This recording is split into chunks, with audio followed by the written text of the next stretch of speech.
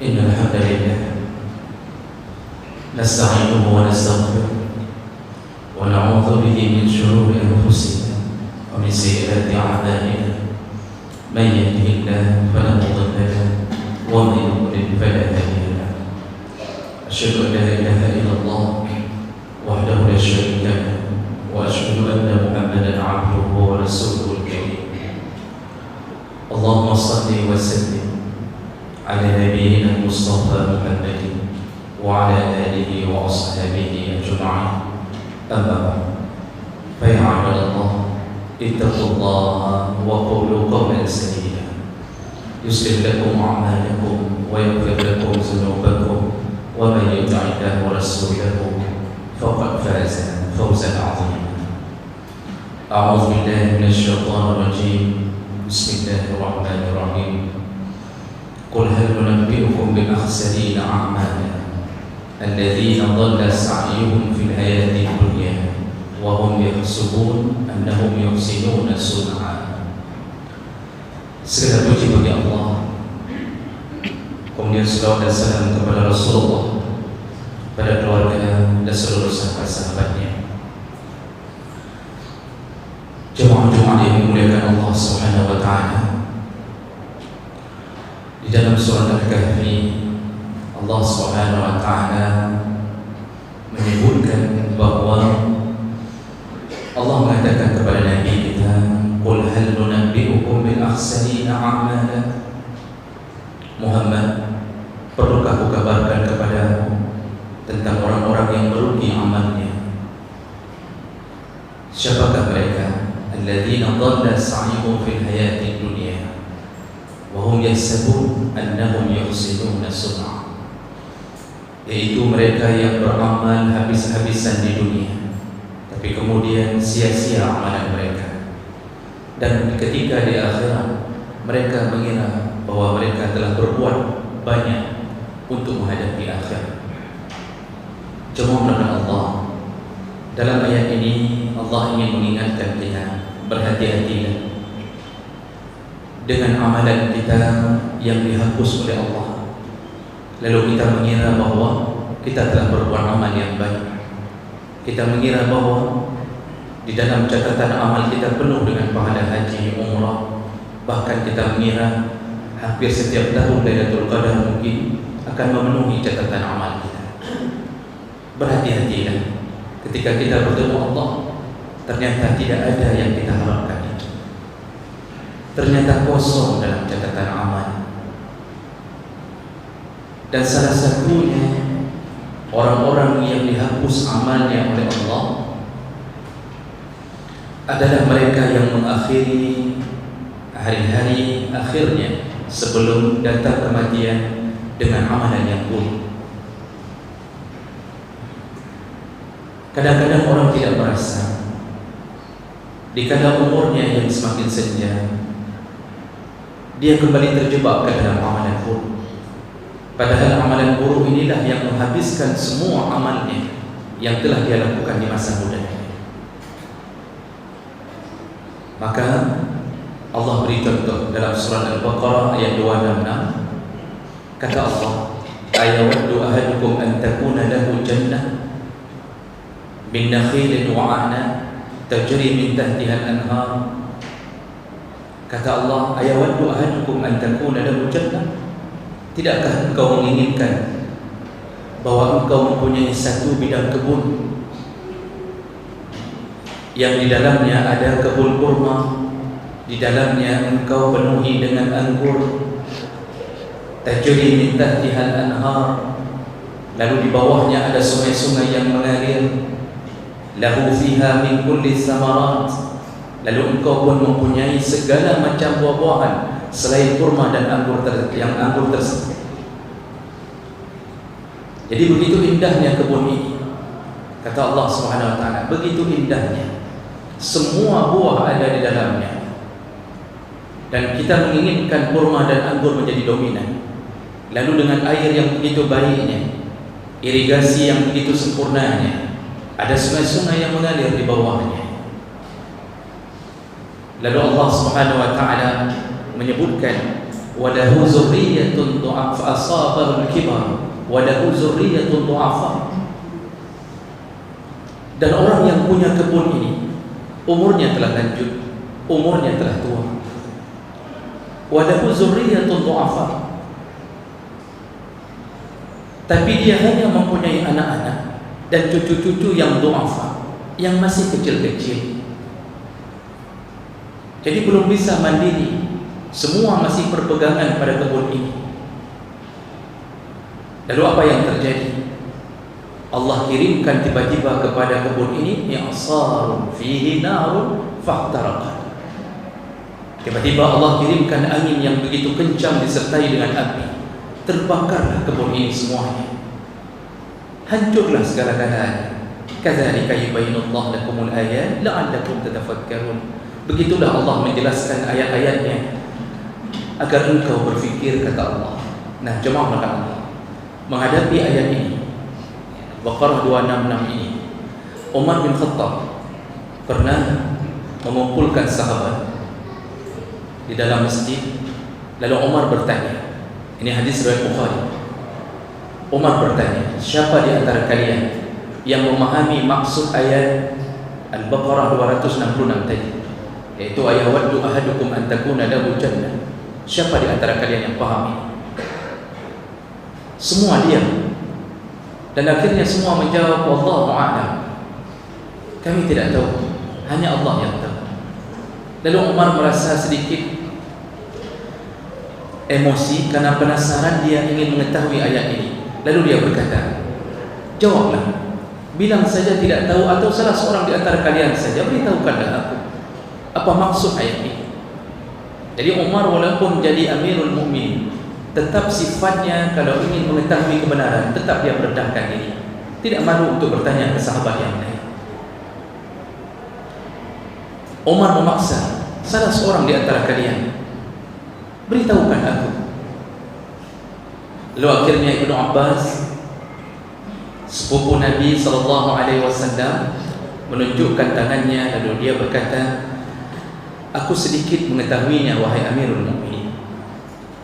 Lalu Umar bertanya, beritahu segera wahai Ibnu Abbas, berilah pengetahuan itu kepada apa maksudnya. Nah, lalu Ibnu Abbas menceritakan, ini berhubungan dengan amal.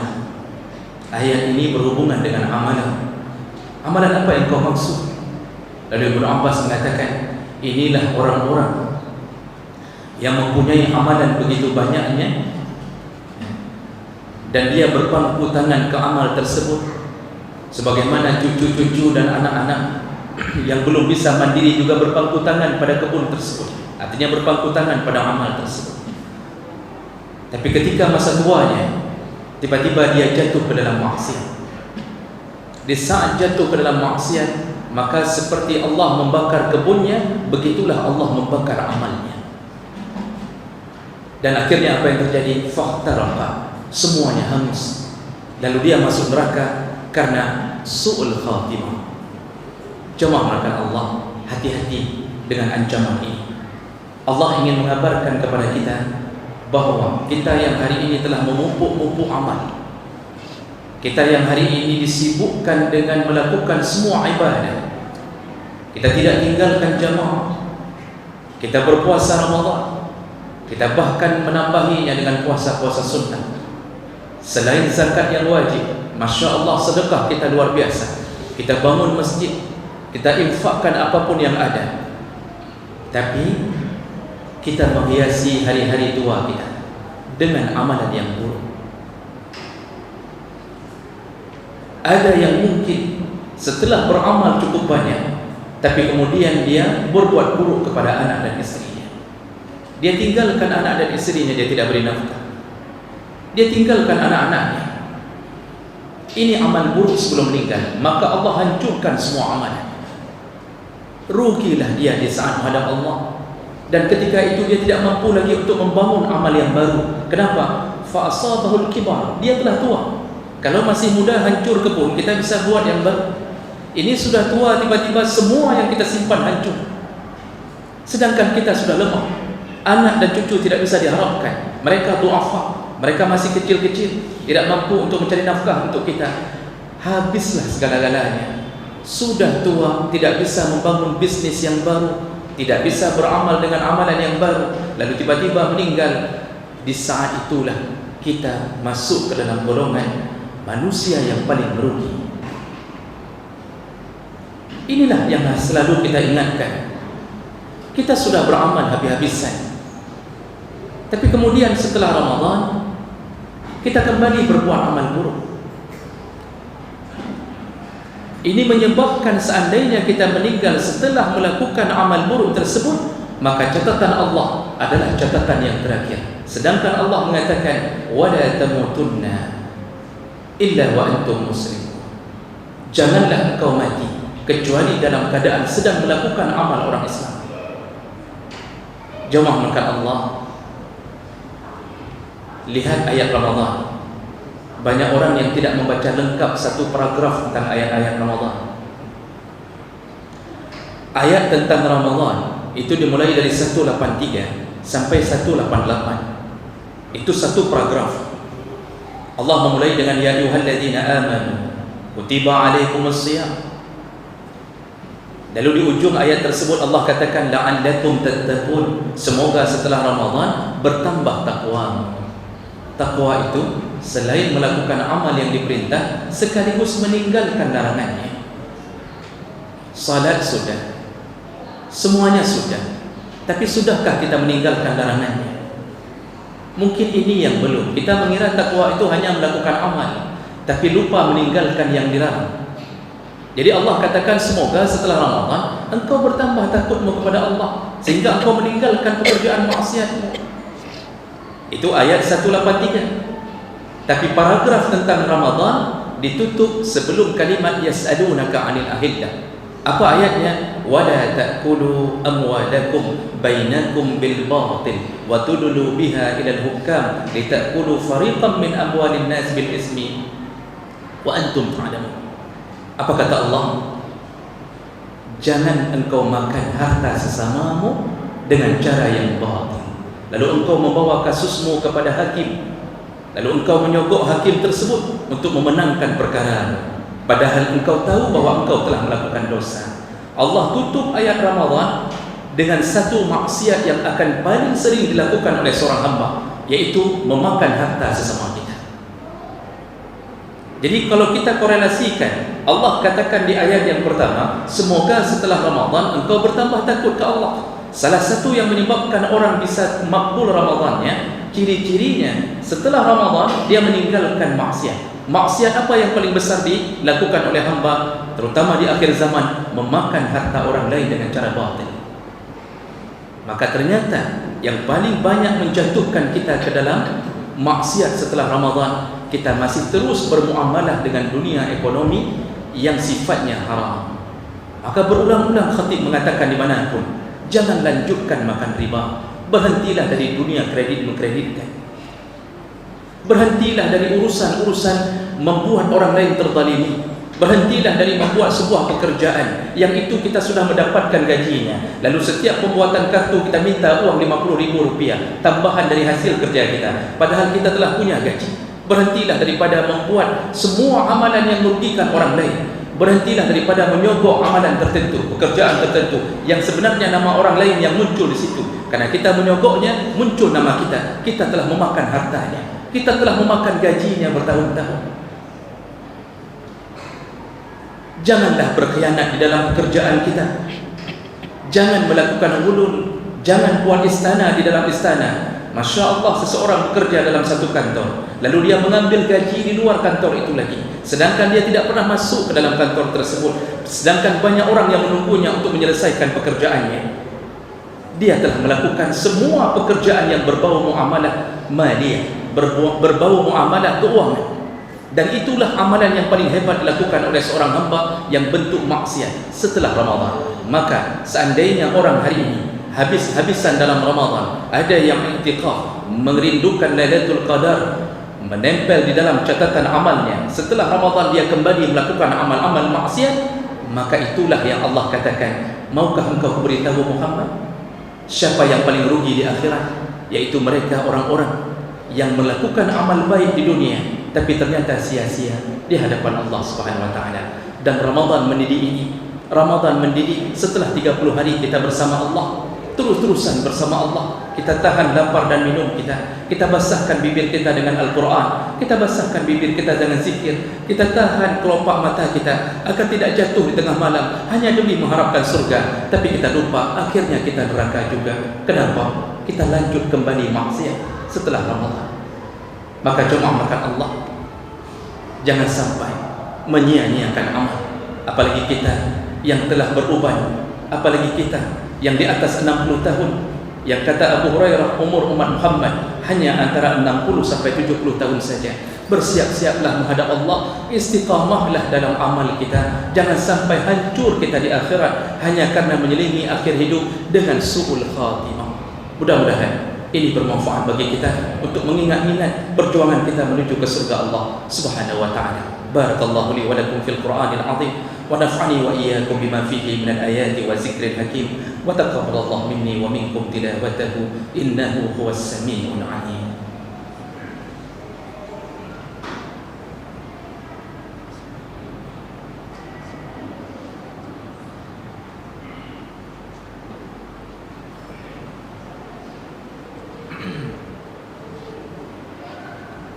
Alhamdulillahi rabbil alamin wa bihi nasta'in ala umuri dunya waddin.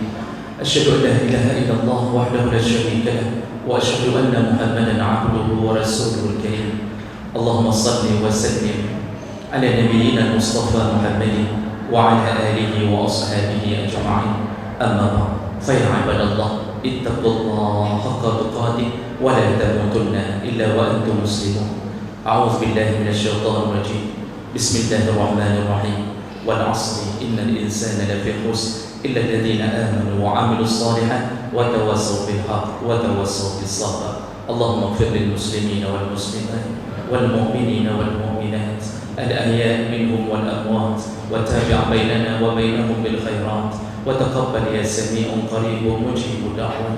Allahumma a'inna 'ala dhikrika wa syukrika wa husni 'ibadatik. ربنا آتنا في الدنيا حسنة وفي الآخرة حسنة وقنا عذاب النار والحمد لله رب العالمين ولذكر الله أكبر والله يعلم ما تصنعون.